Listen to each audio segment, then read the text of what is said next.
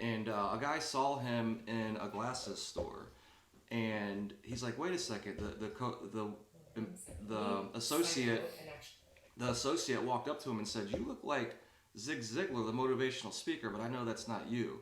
And Zig laughed because he was like, "Wait, why is that not me?" And he showed him his license.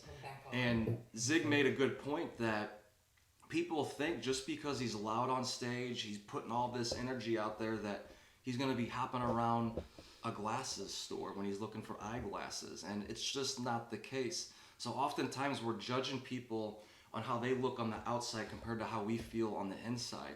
And just remember that just because they're on stage, just because they're doing all these things that looks like they're an extrovert, maybe creating a podcast, whatever it is, it's not always the case. I will say that I'm more of an introvert than an extrovert. I believe everybody has both within them, and I believe you can transform this over time. So sometimes, like Lindsay said, maybe it's fear that's holding you back from going on the stages, from creating a podcast, from doing things that you think extroverts do, and you really need to look at that, and maybe you can make an identity change, right? That's some of the deep work we do in our mentorship programs, is we help people to really analyze, like, what is their algorithm, what's their paradigm, and you don't have to live with that the rest of your life, so keep that in mind too. Yeah, and I'm hoping that this recorded, because at the beginning the mic was off, so the very Well, beginning it'll pick up after. it is a mic on here, so. Right. Okay, so as we're going, so when you just mentioned Ziglar too, it makes sense because sometimes you'll see someone out in public and you think they're going to be a certain way. And even I feel like when we're doing our work, if I'm on stage doing mediumship readings versus me teaching, I feel like there's a different persona that comes into play at times, you know? Because when I'm doing my readings, I'm focused on the spirit realm. When I'm educating, I'm speaking and maybe using more visuals and using a different kind of energy to be a teacher. When I'm doing a private reading, I might show up a little bit differently too. Same with you with like coaching. There's different aspects of each of us that have to come out in different ways. Yes, and we need to allow that to happen. It reminds me of Kobe Bryant. So Kobe Bryant was working with a coach early in his career, and the coach was working with him to help him create a new identity when he was on on the basketball court, his field of play. Your field of play is giving readings, his is the basketball court. And he wanted to create an edge, and the coach said, "Let's create an alter ego for you. We'll call it Mamba." They created it together, Mamba mentality, and that's what Kobe Bryant's known for. When he goes out on that court, he's in warrior mode. He's out there. He's a totally different person. He's intense. He's bringing the energy, and more importantly, he gave himself permission to do that. So can you give yourself permission to where when you go do your readings, when you go on stages, it's not being fake. It's just allowing another part of yourself to come up to make the impact that you're trying to make it, the impact on. Bryant was trying to win championships. You're working on healing people, impacting people's lives. So what part of you needs to come out to really bring that to your field? That's what you need to think about. I would suggest all of you, after you get off this podcast episode, to journal that. What parts of my personality really need to be highlighted when I go into my field of play? And you could even create a name for it. Create a name for that alter ego, and understand that it's still authentically you. It's not being fake. It's just figuring out a way to get an edge so you can make the impact that you're trying to make. Yeah, that's a really good point and a good question to ask. And the one thing that I was just thinking of when you were talking about that too was when I was teaching third grade, if I wasn't pulling that side out of me with my students, I wouldn't be able to hold their attention. So I feel like a part of me when I'm teaching, it kind of comes out with my third grade students. And I'm actually thinking about like when we do our retreats too. And for my birthday, I had all my friends at one house. And one of the things that came out of me, I kind of forgot myself. I got into that mode of, okay, guys, this house is your house. Focus in on getting whatever you want. You go into the refrigerator. This is how it's going to be done. You know, just allow yourself to be comfortable and blah, blah, blah. And they started laughing and I started laughing too. I'm like, I feel like I'm in retreat mode right now. It just like came out of me where I felt like I wanted people to feel comfortable, which I usually do if people come over our house too. But it was just something that came out. And you're going to find when you practice these different pieces to yourself in different ways that you're working with people, they're going to come out when you're interacting in different ways. You know, just be aware of that it's going to come out. And those are pieces of yourself that are going to come out. And sometimes when you're used to being around a certain group of people, you may actually hide that part of yourself when you're not on, you know, when you're not working, when you're not in your mission. But really, that's at the core of who you are. It's deep down. It's coming up for a reason. Yes, exactly. And that's a great point. Is like around people that are familiar with you, there's a thing called the self-fulfilling prophecy, to where when you're around certain groups of people, like family that you've been around your whole life, you're more likely to go back into those old habits. Some of those old habits that you're trying to break, like being a people pleaser or whatever it may be, like you're dimming your light. So that happens. So keep that in mind. The same thing can happen whenever you're around some of your clients. That self-fulfilling prophecy, to where now you're around new clients, you're teaching at a retreat, you're doing your readings, and the more you practice this new part of you coming out, it becomes a self-fulfilling prophecy, to where when you step on that court, when Kobe Bryant steps on that court, that Mamba mentality automatically comes into play. So that happens through repetition of practicing this. So you're looking deep within yourself of different parts of yourself that are authentic and true to you. Oftentimes you got to ignore how you are around your family or people that you grew up with, because many times you were just playing a role, and that role, it no longer serves you in this new life. So you could think about that question as like, what roles am I playing in my family or in people's lives that I've known forever that no longer serves that relationship or my relationships going forward? And you can start to eliminate those, and then what roles can I start to play in my business and that's authentic to me, that can have the impact, and then start to really, repetition is the key here. It's going to feel unnatural at first, and then eventually it starts to feel natural as you practice it more and more. Yes, and it might be one of those things where you're actually putting yourself in, when you're building your mission, there's going to be times where you feel like you're isolated and you're not around those same people, you know, as much as you would be. Like for me, I was always on the phone before I even started my business. But when I was working on my mission, my business, I had to focus on educating myself, like, you know, reading, doing the classes. And there were pieces of me that had to take a step back from the comfortable feeling of being around friends and family. Like it wasn't as much. I still was connected, but I had to kind of go into a cave. It's almost like when you're at school for 8 hours a day, you know, elementary school or middle school, high school, you're in that bubble. Sometimes you have to put yourself in a bubble away from the comfort zone so that you can push past and then go back in and be connected with people. Yeah, so you stay in contact, but it's not like you have to really almost set up your schedule to make it happen. Yeah, I feel like that's what we do with our summer trips and when we take vacations. It's our chance to like go, leave, disconnect. It reminds me of Matthew McConaughey too. Like every year, I think it's 90 days he does it. But either way, it's 60 or 90 days. He'll go to an island somewhere far away where nobody knows who he is. Because, you know, in LA and the United States, other places, it's Matthew McConaughey. He has all this energy around him. And then you can imagine how overwhelming that could be. So what he does is he goes away for like 60 or 90 days. Maybe it's 30, but it's a good chunk of time that he goes away and he just roams through the jungle or wherever he's at, or he's on the beach in an island where nobody knows who he is, just so he can ground himself, just so he can remember who he is. Because oftentimes the noise gets so loud outside of us that the internal noise starts to get drowned out and we start to forget who we are. So when Lindsay and I, we do this on a weekly basis too, to where we call it self-care, right? Which can mean a million different things. But we go to the quiet space, go to the beach, go to the coffee shop to get quiet, to get still. Like, what is that for you? It doesn't have to be a beach. And sometimes we don't even talk shop. to each other when we're doing that either. There's moments of that where we're doing our own things. We're reading our book, or we're let's get in our zone first, then we talk to each other. You know what I mean? So I think that's important too. Yeah, it's very important, especially for introverted people. People that, like extroverts, they get energy from mostly from all, you know, outside sources.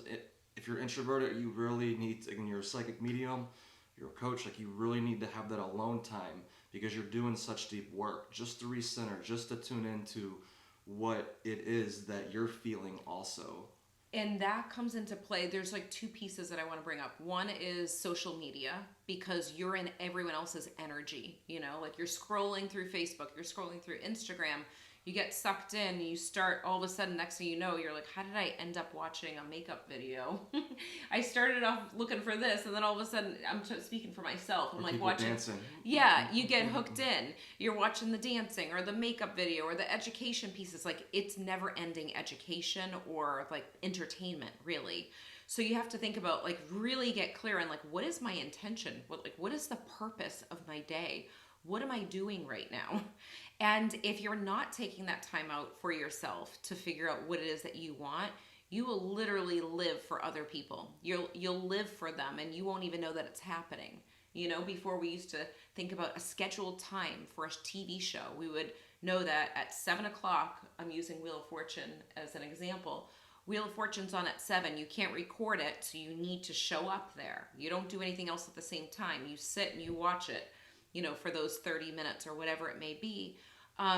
But now we can record things. We can watch it later. We can multitask and rewind it.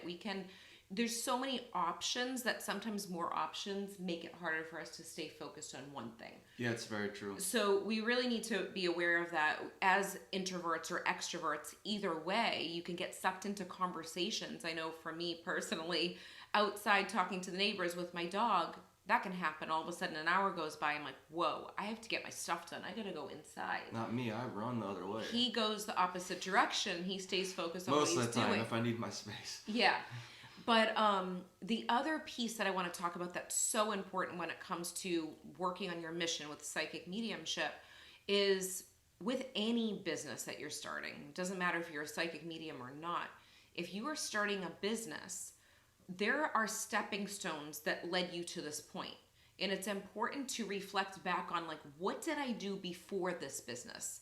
For example, if we were teachers, like I was a third grade teacher, Tony worked in middle school to high school, those pieces of that job prepped us for working with the highly sensitive people that we're working with right now, right? Yes. The lesson planning, the learning the technology, the learning endless hours of learning personalities, teaching techniques. Like, how many hours did we spend in college learning about being a teacher? How many hours did we do for observations, and then also being in the field itself? Like, how much background information do we have? There's other pieces where I was a fairy at the mall in college. That piece was all about energy. That piece was about communicating with people. So there's different moments that we can use in our life that brings us to this point. Yes, and you brought up a good point earlier, how, like, when there's so many options, like when you're at a buffet looking at all the food, there's so many options of food, it can become overwhelming. And the same thing with your business. Like, there's so many options in a way to build a psychic medium business. Some people want to go live every day. Some people want to go do readings on stage or speaking on stage, or they want to build it one person at a time, or they want to do email marketing. Some want to do all of it. And it could get really overwhelming, and it often does with many of the clients we work with. They're overwhelmed because they think they need to build their business this way because this person does it, or this way because this person does it. And we always remind them, kind of like what we've been hinting towards the whole time, is what comes natural to you. Because when you find what comes natural to you, and then you align that with your standard operating procedures in your business, meaning the needle movers, the action steps that you take on a consistent basis, week after week after week, and you align those 1 to 3 actions that I know when I do these 1 to 3 actions every single week, my business grows, and these 1 to 3 actions are aligned with my natural personality, right? Lindsay made a good point earlier, is like, also be aware if you're saying you don't want to do this out of fear, and you know you're really pulled to it, like speaking on stage. Don't think just because you're an introvert, you can't go speak on stage. 50% or more of people that you see on stages are introverts. So don't let fear dictate this, but also at the same time, figure out what aligns with you, what feels natural with you. And we realize once our clients figure out those 1 to 3, maybe it's 4 action steps that are the needle movers Yeah. in their business, and they just lock in on that and fucking eliminate the rest of it and let all that pressure and energy go away. I don't need to do the rest of that stuff. Their whole business starts to transform. Right. More importantly, their whole life starts to transform, and their impact on their clients is that much more because of it. And it's because they're in alignment. That's what it is. The natural state of what you're at is in alignment. If you're doing a million steps and it's not in alignment for you, it's going to feel like you're exerting so much more energy out into the world, and you're going to get frustrated. You're going to feel resentful. You're going to feel overwhelmed and feel like nothing's working. You don't know why it's not working for you, and you go into a victim mentality and start making excuses saying, I'm doing everything. Why is it not working for me? This always happens to me. It's like that mindset is not going to get you anywhere. So if you really do what Tony was talking about, just choosing 3 to 4 things that feel natural to you, start there, and then you can start pushing a little bit past that point and kind of testing things out that maybe feel unnatural for you. Because you can't stay in the natural way the whole time. Like there's more that you can do and push out. Sharing quotes on social media is not going to work forever. I will say that. Because everybody could do it. You could just save a picture I did and that. put a quote. That's exactly what I did. For me, that was out of my comfort zone at the beginning. I created my own quotes. That was, and then put the LM next to it. Yeah. You know, or love energy. And was then your my own name. story behind it. More importantly, you add your own story, your experience or experience with a client on top of it. Make it very personal. But the point of sharing that piece is, at the beginning, that might feel out of your comfort zone, but it's natural for you to create. You know, maybe that's a creative thing. Yeah, good point. Maybe your previous job was working outside. So if you want to push past your fear of making videos, don't be sitting at a computer restricted. Go outside and make the video. Yes. You know, start by filming something outside, and you see the beauty outside, and you're like, look at this beautiful, you know, flower, and start there. I remember when you started, you were teaching, and I was doing the business piece. I had pushed past certain fears, but I was still going through it. And I remember saying, like, can't you just go on? And like, I wanted him to do everything fast. I was like, because I could see the future, and I could see the potential of what could happen As if you I do was it this way. teaching still in the Yeah, schools? yeah, Yeah. you were still teaching. And I was pushing. I was frustrated. I was like, I want him to move faster in this way, where go online. And I remember you saying, I'm not ready to like do a live right now. So when it was your time, when it was ready, Snapchat was popular, which Snapchat is kind of still popular, I think, for kids right now, but I haven't used it in a while. But I said, make a story on Snapchat. It will go away, and start there. You don't even need to have your face on the story. It could be you walking and having the audio in the background. Yeah, and she was pushing me towards it because she knew, like, the reason why we create these podcast episodes is we're teachers. Like, if we don't teach this information to you all, we're going to be talking to our fucking plants outside. Like, we have to get it out of us. So she saw that in me. Yeah. I saw it in myself. I was allowing fear to stop me, being honest here in the moment. And that's what it is. We're natural teachers. What is natural for you? And how can that apply to your business? Right. And it might be those little things that you do that feel natural, and then other things that you're pushing past. But you can't stay in one spot. That's the biggest thing, is you cannot stay in one spot. And just to let Karen know, no, we'll never do free readings on this podcast. Yeah. Podcasts, we don't do free readings at all. Matter of fact, we don't ever do free readings. Yeah. There's times where there's moments where I might feel inspired randomly to go on a live, but definitely not on the podcast. We won't be doing free readings. No. I know a lot of people do that, but it doesn't feel in alignment for me, at least right now. No, you start to attract certain kind of people to those. Well, no. There's different. I did it for years for the radio show, but it got to the point where it was just a lot. Like I'm being right funny. now. Right now it's educational purposes, but so the main thing is to really recognize that you're going to have different ways of doing things. Okay, like sometimes it's going to be natural to do different things, sometimes it's not going to be natural. But when you're starting your mission and you're going for it, what works for one person won't always work for another person, and it has to feel natural to you. Yes. So just to close this out, because I'm not sure if it was recorded at the beginning, keep in mind if you're an introvert, this is really important for you. Malcolm Gladwell talked about 3 different types of people that create massive movements, whether it's in any industry, creating a shoe that's real popular, a popsicle, whatever it is. And you got the mavens. These are the research people. These are the people that they study books, they study videos, they study documentaries. Like, they know a lot of information about certain topics. You go to them for that information. You got salespeople. They sell shit all day long. They're selling you to go to a restaurant. They're selling in their business. They're selling. And then you got the connectors. These are like the mayors of the town. Like, they're just connected to everybody. So you got to keep in mind, if you give a reading to a connector or a salesperson, guess what's going to happen? You're going to be connected to a huge amount of people without you doing any work. Right. And the salesperson is going to be selling people to go get readings by you. So keep that in mind, that if you're an introvert, you could build your business one person at a time. You don't have to, but you can. People are doing it. People have already done it. Right.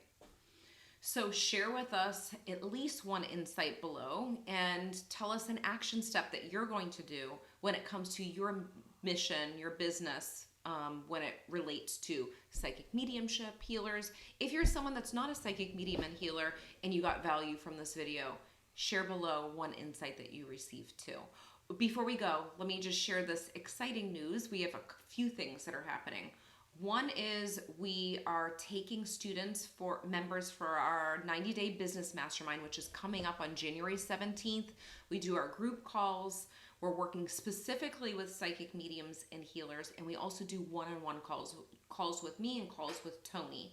So that is coming up. It happens one time a year. I have some other exciting news that I'm going to share in more detail later. But if you are a psychic medium business student of mine, which you've gone through Unlock Your Psychic Medium online business, there's over 100 of you from all around the world. I want you to really pay attention to my emails that I'm sending out, because I have a special opportunity for you guys to join in on if you want to. And then the people that have not joined Unlock Your Psychic Medium online business, be on the lookout for something exciting. And we have a free class coming up that I'm going to be teaching in January, and I cannot wait for it. It's all for business owners. So if you're someone that's interested in any or all those things, just type "I'm in" below so that you can get this energy moving. I know that you're interested, so that you're one of the first people to know about all this exciting stuff that's happening. So I love it. And Shannon just shared her biggest insight she had on the podcast is to trust her intuition as much as my logical brain, actually more than my logical brain, while setting up my business. Yes, Shannon. Yes. And Shannon's doing that. I know we're working with her right now, and Shannon is doing that for sure. Without a doubt. Everything that you're doing, Shannon, you're following that intuition. She's in alignment. In alignment, and it's amazing. And we just love to see the huge things that are happening for you already, Shannon, and the things that are going to be happening, continuing. So most of the impact happens behind the scenes, so join us. If you feel pulled, join us. Definitely. Okay, guys, well, we will talk to you on the next episode. Bye. Bye.